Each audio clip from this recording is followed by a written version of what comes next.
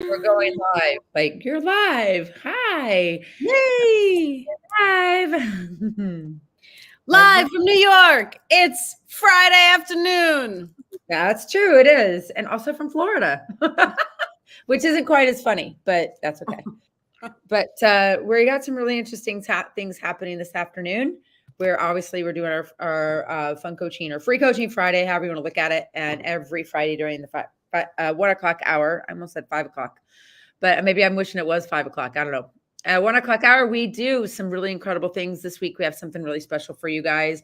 Daniela got not one, two new horses. So Daniela, you're up, and I'm going to tee it off, and you tell us like what are we getting ready to watch here? I'm gonna just talk to us for a second, but what are we getting ready to watch? We have a cool video we're going to show about this new guy whose name keeps changing. Well, of course, I just put a Starburst in my mouth, and I'm like, oh yeah. So we're never ridiculous on Friday afternoons, ladies and gentlemen. We're never ridiculous. So what we've got here, you see, it's quite a spunky character. Tee it up, baby. Tee it up. Yes, his spunky characters. So you got two new horses. Let's describe the guy we're going to ready to show, and then we can talk about the other one because I want to hear about your session this morning. Yeah. So this spicy meatball is, his name was Duke, but we decided, based on your expertise with horses, that we should change his name, considering he was working with the Amish, and we don't know what association he has with that name. So, okay, fine. So we decided to call him Troy because he looks like a Trojan horse. But I am now elevating it more, and I'm deciding.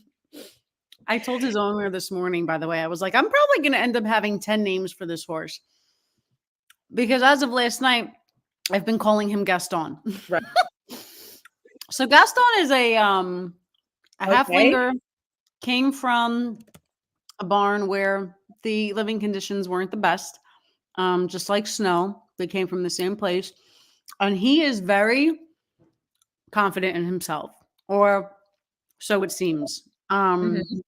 He's got a lot of ideas. He likes to put action into his ideas. Same? Huh? That's interesting. Yeah. He sounded like a certain personality type that we also have down here. Yeah. So he wants what to be did he do with her. This morning, he took the gate off the hinges and decided to go into a different paddock. So that's like, none of my guys, I don't even think, have any idea, not only to like mess with the gate, but to actually mess with it to the point, because this is the second time he took it off the hinges. But actually got through this time. So he did it good enough this time to actually open the gate and get through. Oh my God. So what have we decided to call him now? Gaston. Okay. So I just remember this from this. Remember? I can't see this song from Beauty and the Beast?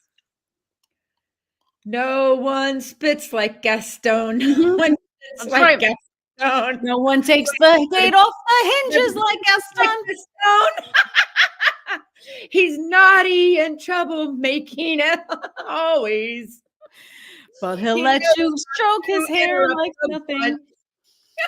Yeah. So this video is that we're gonna watch now and not stop chit chat. And we're gonna actually show what happened here. But this was when the first time I integrated him in with the herd, and which I did very differently than with Snow, because just two completely different personalities. And for whatever reason, I felt like he would totally be okay going into the entire herd. And he was, as you will see right now. I'm going to play it, and you'll see what kind of guy Gaston is. Gaston. That's actually more and more appropriate the more we watch this. So he's coming up the driveway, as you can see, coming in hot, no fear whatsoever. Yeah, just trotting straight for everybody. And now, of course, you see the whole herd's like, well, wait a minute. Who's this guy? Sorry for the camera angles. I was on the Kubota because I was trying to catch up with him. Smart that I did that. Just hauling ass up there. That's right. And now they're having a conversation. And look, Bourbon comes in, checks him, boom, he hits the fence, bites back, Bourbon backs away. He's not really fazed by it. Nobody really is, if you can, if you're noticing. They're all kind of just like, Scotty seems to be very protective. He wants to keep him from the girls. Scotty's the dark horse with the white patch on his belly, by the way. Right. Because there's a lot of things. There's Rose. Rose liked to say hello. Scotty, see, there he goes, brown and white, kind of. Yep. And the Snow's the white horse. Right. Which would make sense. And see, Scotty's like, and you stay away from my girls. And he's like, well, screw you. And then Bourbon came sliding in, and you can't see it because of the camera angle. I'm on this side, but Bourbon comes sliding in and hits him in the butt. Look, slide, boom. And then they kind of had a little conversation there real quick. Yeah, and Scotty and him had a conversation. So there's a lot of things actually happening here, which is really interesting. The cool thing is that this is a giant open space. So Gaston had this. There he goes. There goes Gaston. That's actually a pretty freaking perfect name, because if you actually do watch Beauty and the Beast, Pierre, the horse in Beauty and the Beast, looks just like him. You can Pierre. He looks just like the horse that Belle rode in Beauty and the Beast, but that sounds more a personality appropriate, because he'll come and eat your lunch and break the gates, and when something is busted, you're like, ugh, it's Gaston. No one breaks shit like Gaston. No one charges in like Gaston. Gaston, right, exactly. We could write a whole song using that song, the tune of that song, because it's so perfect. And I kept telling Daniela, you need a Dante, and she goes, I know you're Dante, I don't want a Dante. And everybody thinks that you should be a Dante and all of these things, but like, why is it now? Tell us like what's actually happening, because I'm gonna I'm gonna remove this. So now can you see me now? I can't see anything because I'm sharing my screen so that you can see the video. Stop sharing if you like. Stop sharing?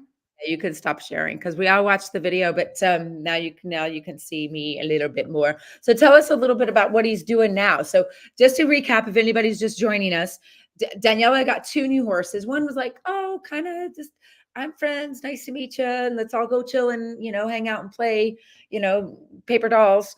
And this other one now she's got is like more like a Dante, and his name is, we're dubbing him Gaston after a list of other little Lord Fauntleroy type names that we've gone through. And so now he caused a big ruckus when he got there. Now what has happened with the herd, and where is he with that? Because this is really kind of leads into into the description of what is the relationship labyrinth and why is that important? Yeah. So right now they're all still very standoffish with him. Like if you noticed at the end of that video, my herd kind of stuck together and he was kind of on his own, and that has continued. So Oliver, because he's just the love bug that he is now, Oliver, tell us who Oliver is. For those of us, Oliver is one of my little mini horses. He's the smallest of the minis. And he's my little snuggle buddy. Love him so much. He's such a sweet nugget. And he loves everybody. He's had no issues from Gaston from the start. He was the only one in the beginning that would actually go to the fence to say hi to him. He's the only one that hasn't like had words with him, because even Mo, which is so funny. The other day I had them all in their stalls in the rain, but I had the littles loose, and Mo is outside the stall. Just to let you know, the littles are, she's got 4. She's got a Mama Donk. We don't even really, her name is not, we don't care. It's Mama Donk and Baby Donk, little Captain Nipper, and then Mo, and then the littlest guy is Oliver Twist, because he's got a little like twisted leg. You could have called him Timmy too, Tiny Tim, because he's got the little twisted leg, or very small Steve, right? We could have called him that. He's such a snuggle butt. He's Yeah. really so sweet. But so Mo is a little bigger than Oliver. He might be a pony, you know, a Shetland pony. I don't know. He's a little bigger. Anyway, that doesn't That's matter. So you. Right. even he has had words with Gaston, but like from a point that I was laughing so hard because they're all in the stores and Gaston's in his stall and he's got his head sticking out and Mo's right here, like, and they're mouth to mouth having a like this conversation, and I'm like, it reminded me of those people who are comfortable being bullies in a position where no one can actually get to them. You know, like it made me think of people on their computer keyboards saying all the things, but then in person, they're not really going to say anything. Because Yeah. if I had taken him out of the stall in that moment, I'm sure Mo would have been like, "Oh, oh, I'm just out of kidding. here." Right. So it was really funny. So all that to say, at this point, I think because so now the other day I put him back in by himself and I put Mo and Oliver with him because they were the only ones that if they're still together, they won't be upset being separate from the herd, but also because Oliver, he doesn't care, you know. And so they spent 24 hours together. Then Gaston opened to the gate this morning on his own, and now they're all together again. And it's the same thing. They're like, the herd is, I could One of potentially, these things is not like the other. One of these things doesn't belong. yeah, I So could that leads us into potentially, like, can you see him now? I'm So pretty let's see sure. if we can go take a peek at what that looks like. And it's really interesting because we actually, this is such a life lesson, you guys. So just if you, again, if you're joining us, and by the way, if you are joining us and you've never seen us before, have never been on one of our lives before, let us know that you're joining us. We'd love to say hello and welcome. And if you have been with us before, please drop us a comment and let us know that you're here so we can acknowledge you and say hello. But because I know that there are some of you that join us from time to time. And this, what we're talking about right now is the relationship labyrinth and how it applies to Daniela's new horse, who is kind of a fat little Lord Fauntleroy, but we're calling him Gaston, like from the Beauty and the Beast, a big, like burly, busty, ego guy. And the interesting thing is like we should all take some life lessons from this. And I start talking about the relationship labyrinth, which we cover in our masterminds. And it's really powerful to understand the concept of who belongs in your circle and where. And I'm going to add a little piece into it, no matter how long you've known them. Oh, I've known them for 10 years. Oh, I've known them for 20 years. So we give them certain graces because of the length and longevity of the friendship or relationship, wherever that looks like. But what we should take a little bit more notes from this lesson Danielle has. Can we see them out there or no? No, they're not. They're not in the arena. I'm not sure where they are. Yeah. So I think it's very powerful to see like these horses will wait. They don't give a crap. They will wait till the other horse shows up. Like if I get a new horse in, and I don't train horses specifically like I used to, but I would just put them in with my herd for like 2 weeks. And then my guys will, when they say proximity is power, it's so powerful to watch it with these horses. And we should take a note out of this and say, wait a minute, how is the other person showing up for us? Do they listen when we're actually talking on the phone, or are they multitasking? Or do they show up to your party with chips and salsa and leave at halftime? Do they talk about you behind your back, whether they know it or not? What language are they using? Do you call them your best friend, but they're not referring to you in the same capacity? Like, how are things actually showing up for you from the other person's perspective? Not just like, okay, we've all had bad days. Okay, we can give some grace for that. But over time, we start to see patterns and patterns and patterns of behavior. And wherever that pool is, if you're like they say, if you're in a room with 5 other millionaires, you'll be the 6th. If you're in a room with 5 other drug dealers long enough, you'll be the 6th, right? So what's happening here is with Daniela, she's got Gaston. I love that. The herd dynamic, the proximity of him to these other horses is a pretty solid distance. And it's going to stay that way until he changes to amalgamate to the conglomeration of the group think, right? And when we think about communal beliefs and we think about when you're in a certain peer group, You are going to adapt because you will be influenced by those 5 other people. Who are your 5? Who are your 5? So tell us a little bit about what's happening there. And man, we should take a note. Take note from these guys. Are the people in your neighborhood? In your neighborhood. Yeah, I mean, so I was down there earlier and I was going to have a session with Snow. But which I did, it just turned out to be different than what I intentionally was looking to do. And so it was interesting to be watching them and just noticing the conversations they were having with each other, because it's clear that Gaston wants to be involved in in the dynamic of what the herd is right now, which is Bourbon, Snow, Rose, and Scotty.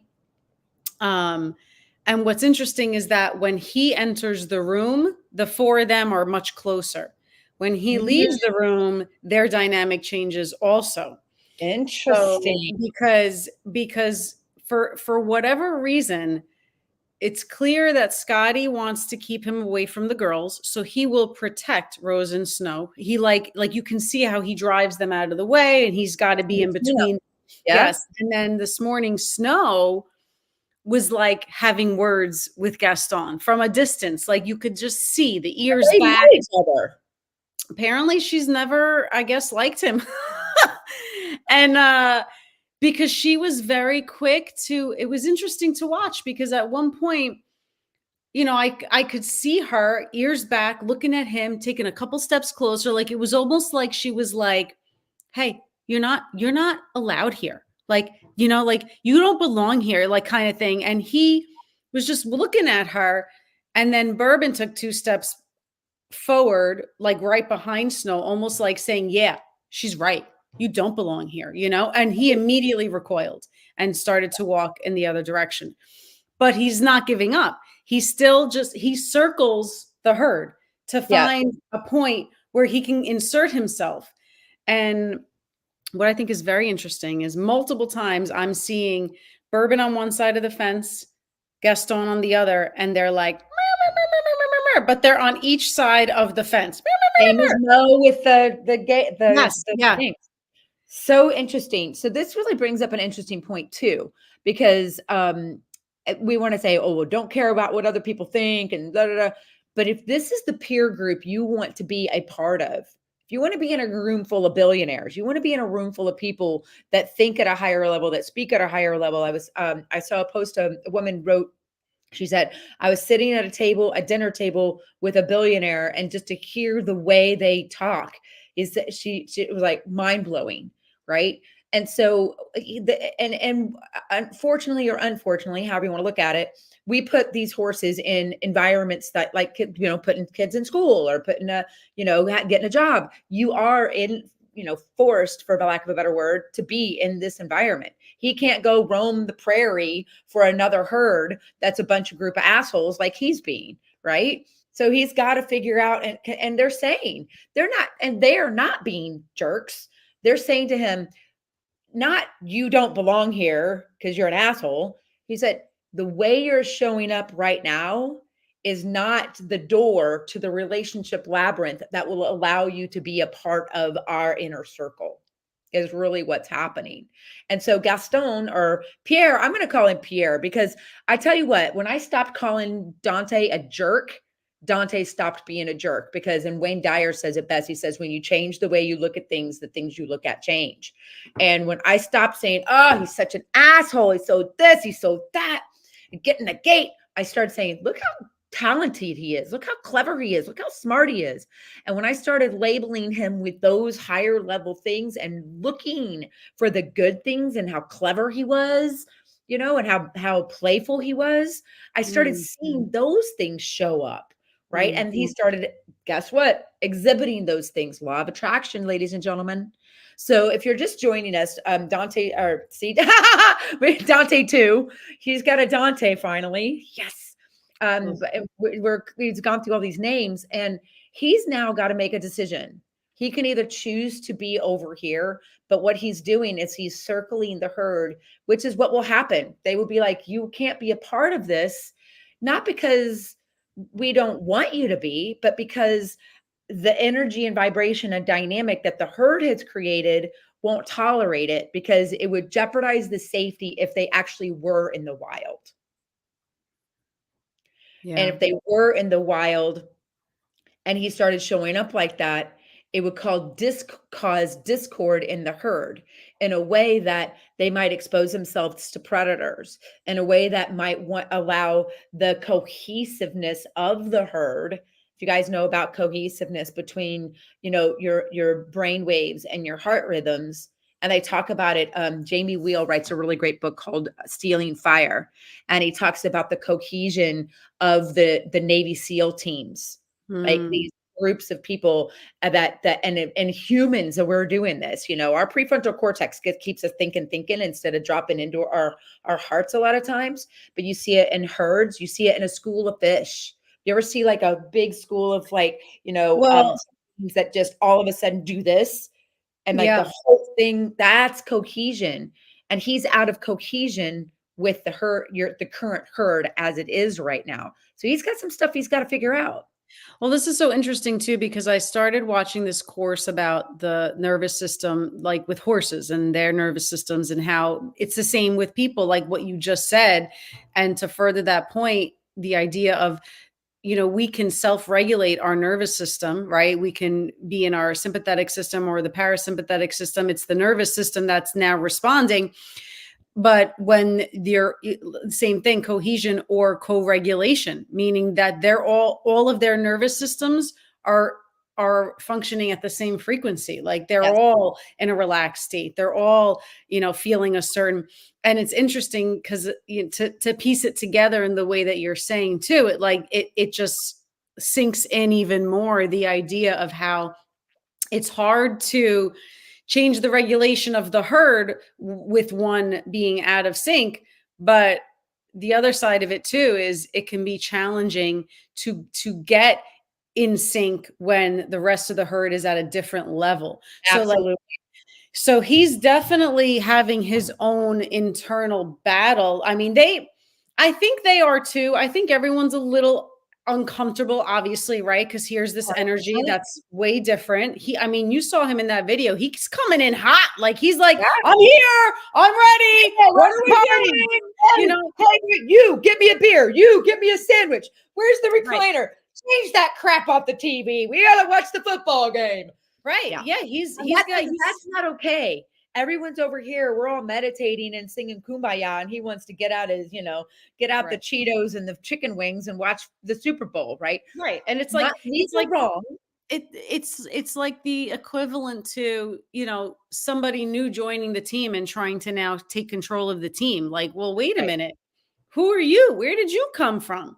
And Yes. not that you can't do that, but I think there's It happened with Maverick. Yeah. That happened with my horse Maverick when I first got him. And he came in and he was like, I don't know what you all think you're doing, but I'm here. And this is now what we're doing. But there's a difference in the energies. One has like a chaos to it, a Yes. disconnected, a lack of cohesion. There is a lack of cohesion. And the other one is more grounded and centered. Right. And keep in mind, you guys, if we actually do have a Dante on our hands, which we'll find out as we go down this rabbit hole even further. I can't wait to get my hands on him when I come up. But when you have that, remember in the archetypes, the Dantes are the warriors, and the Bourbons and the Mavericks, the Maverick personas are the sovereign. And here Scotty is over here playing the magician, saying, I'm going to be over here. Nope, I'm going to be over here. Up, I'm going to be over here. Right. So all of those pieces, and it all dials back into understanding who you are. Right. And this guy thinks he knows he's all that in a bag of chips, and like, that doesn't really fly here. You can think that, and you might be right, but you need to show us that you can actually show up and not only bring a bag of chips and, move all the chairs around. You have to actually have something of value to add. We're not trying to change who you are, but you might want to think about how you're showing up and read the room. right? And Dantes tend to come in hot like that and not really have something that they want to, have something that they want to say that maybe nobody gives a shit about hearing except themselves. And they're I don't happy know to do I don't know how to turn the camera around. Is it possible for me to turn it? No, I don't think so. Because is there? No, I that don't on your have. computer. I could just turn it, but I don't know if you can see. Can you see? I could make the screen bigger. You probably can't, right? It's too. Anyway, so the four of them are in the arena, and he's right outside of it. Mm-hmm. So they're in an enclosed space, and he's still on the outs because they're like, this is how we show up here. This is the way we are. And this goes back again, you guys, it goes back to the relationship labyrinth because it's so important to understand that concept. Like, where are the doors? He probably could find the gate to the arena, but he's got to know what he needs to do to get there. He's got to walk around from here. He's got to walk around here. Now, if he's a Dante or, even sometimes a Bella, but Bella's come in out of fear. Dante's come in out of mischievousness, if that's a word. And they'll just blast through, take the gate off the hinge, instead of figure out, they'll figure it out, but they're going to figure it out on their terms, which is where, people like Tony Robbins and Steve Jobs and, the people that are really have these, put the dings in the universe. But when you put a ding in something, it changes the shape. And right now your herd is saying, we aren't changing our shape right now. You have to figure it out. And I remember when I was up there a couple of years ago, God, I just posted a video of us from 2 years ago. It was 3 years. It'll be 3 years since I was there. That's crazy. And every other day we were fixing something that Dante had messed up. Like, your brother was about ready to kill him. It's like, will you stop? But you can't expect a Dante to be a conformist. There is going to be a disruption overall in the herd at some point because they do come in hot. They do come in hot. And if they decide, they will eventually acquiesce because that's just the herd dynamic. You can't you don't ostracize them forever if they're in your face going, hi, don't forget about me. Hi, I'm a Dante. Come play. Right. They won't let you forget about them. Right. So, but they will shift, and that's the key piece. Where are you and where are the people in your world? I had several relationships move outside of my relationship labyrinth recently. Not a problem for me anymore. It twinges at first. Anytime you lose a friendship, especially if there has been history and a lot of longevity. And then there's the fear of, oh my God, they know the worst thing about me and social media is a thing. But then you go, wait a minute, but who am I? That's my Bella, because I'm a Bella. You Dante's out there going, well, I don't care. Screw them, let them go. Right. So, but you got to really allow that twinge to feel it, move through it and go, check. Now I have space in my relationship labyrinth for someone that is at a higher level. I have a group that's called Level Up Now What, which we're broadcasting. If you guys are watching, let me know. We'd love to hear from you guys. But it's when you do level up, because I leveled up big time the last 9-10 months, would you say? I mean, God, remember last July? Whew, that about put me in the dirt. But when you level up, things shift and you lose friendships. Yeah, and I think it's interesting too to think about some people being the catalyst to that leveling up in a way that, like you said, that friendships changing, and maybe especially if it was one with longevity, that could sting a little, but it could also be refreshing, and certain people coming in, like thinking about the herd right now, and this guy coming in and he's got everyone questioning now. He's got them all thinking differently than they were before. That's and right. I do think, for them, they don't have a choice. He's not going anywhere, right? So they're going to have to kind of figure that out. But for people, we do have a choice, right? Like, and it makes me think about people who have come in and out of my life who have shown up and been a catalyst to make me think a little about, like, well, wait a minute, is this okay? And I recently had an experience too, where I started to notice myself feeling things that I used to feel in the past. And I was like, I don't like this. I don't like feeling like this. I don't want to feel like this. And that was what made me say, okay, you know what?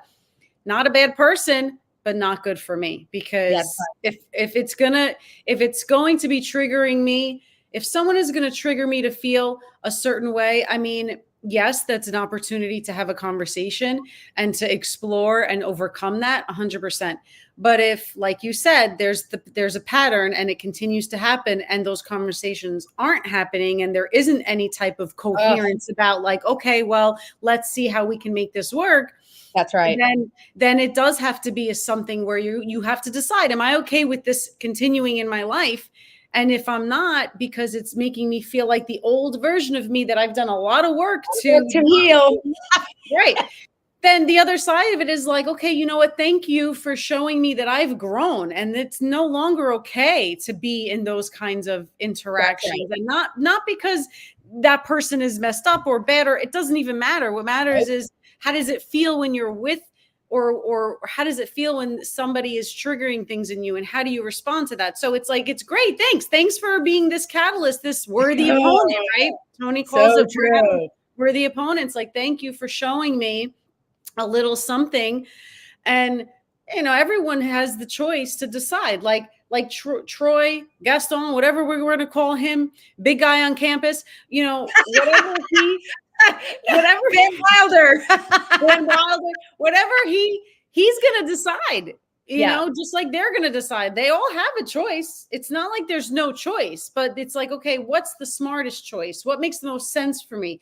What do I want out of this? There's a lot of questions that come up to start to fuel what decision you're going to make. And I think it's so important to recognize that it's okay when you're forced to look at yourself and decide, okay, am I okay with this? That's right. And if you're not, that's okay too. Like, it's totally okay to be like, okay, I'm going to love you from here. Thank you. Good luck to you. But and then you have a decision to make as to whether or not you communicate that information to the individual, or you just back away and just say, this is, it may or may not be a good thing for me to say, hey, do I want is this something where I feel like they can go, oh, I had a boulder in my eye. I didn't even realize I was doing that. Thank you. Now I can do something about it. And how many chances do you give them to work on those things? I had a friend of mine a few years ago, and it was a guy friend of mine, and we would do statements every morning. And I was dating someone else, and we were talking about that, and I was bitch about him, and my friend said, hey, I love you, but right now these conversations are not serving me. And that's really vulnerable for me to even say that, but I was like, and then I had to take stock about how I was approaching the conversation, because I respected this person and I valued our friendship. And I said, and I gave it about 3 or 4 months. I didn't say anything, but I really did some self-reflection. And about 3 or 4 months later, maybe even longer, may have been closer to 6 months, I reached out to him and I said, hey, my friend, I said, I've been thinking about what you said, and I'd love to, have an opportunity to have a conversation, because I value our friendship. Got on the phone, got it. Thank you for putting the mirror back onto me. And what an attribute, not to go, oh, Jen's great or anything, but that's what you're looking for, is for someone to come to you. You say, look, this is not, need to move outside the relationship labyrinth, because this is no longer serving me and my growth and where I'm going. I love you over here. But them to go, wait a minute, where's the door? I get it. This one's closed, but is there another door? And that's what Louis or Duke or whatever, that's what he's doing now, circling. He's looking for the energetic door to allow him to be a part of that herd, because he doesn't have choice to go except poor little Ollie, little Mr. the welcome wagon. Are you going to see if you can see him again? I figured out how to put you on solo layout. So Danielle is going to go over and see if we can find the other,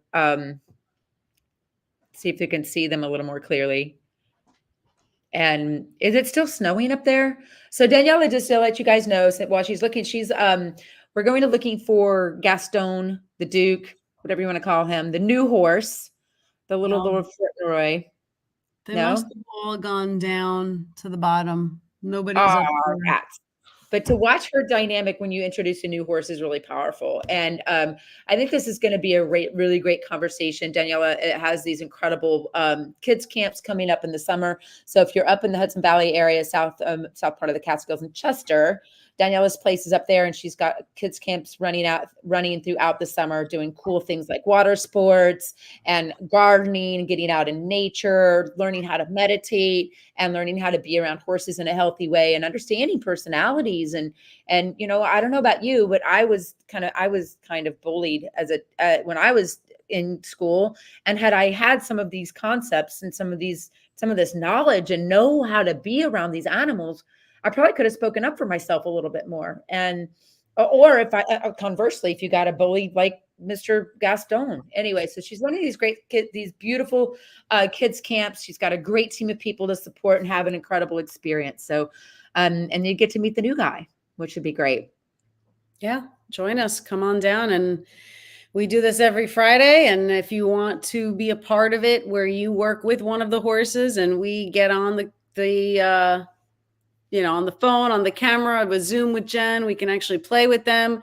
There is an option to do that. Just message us and we can make it happen. But if you want to come for an experience, yeah, I mean, there's so many that I'm doing all season long and all summer, and Jen has her retreats too. And so it's it's a win-win. You could be here in the summer and in Florida in the winter, or both every time. So just contact us and make it happen, because you will not regret it. You will absolutely have an experience that will stick with you for a long time.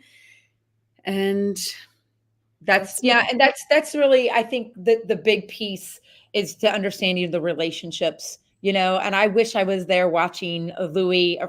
I call him Louis for whatever reason. I don't know. yeah, The dude is there, and he's really trying his best to show up the way that the herd needs him to. And there's kind of an interesting dichotomy between being a part of community, as you have to be an operational human being as a part of society. We all live on this mud ball called Earth, but at the same time being able to say this is okay with me and this is not, which I could do an entire mastermind around the relationship labyrinth and the nuances behind how and who needs to be in your inner circle. And when you level up, funny things happen. I'm like, good, be over there, because now I have room for some people that are more at my level that I've leveled up with. And that doesn't mean those that have a different value system than you can't be your friends, but your inner circle is a little different. The people that are your 2 a.m.ers are a little different. So definitely this herd dynamic and observing that has taught me a lot every time I watch it. And Daniela has experienced it now with her new horse and new horses, Snow and Big Man on Campus. So thanks for tuning in. Every Friday around the 1:00 hour, we go live. We're talking about horses. We're talking about life. We're talking about relationships, and giving everyone an opportunity to interact with us and say, hey, we would love to come and experience it either in person. I actually have a 5-day challenge coming up at the end of the month that is totally free. We're going to dive into each one of the personality types and show you a little bit about what that looks like. So stay tuned. I'll be announcing that here next Wednesday and opening up registration for that. And I hope you join me, because that is the first step in the journey of the art of Zen at Artemis Hill up in New York, and Zen down here in Florida. So thanks for tuning in, everybody, and we'll see you next week.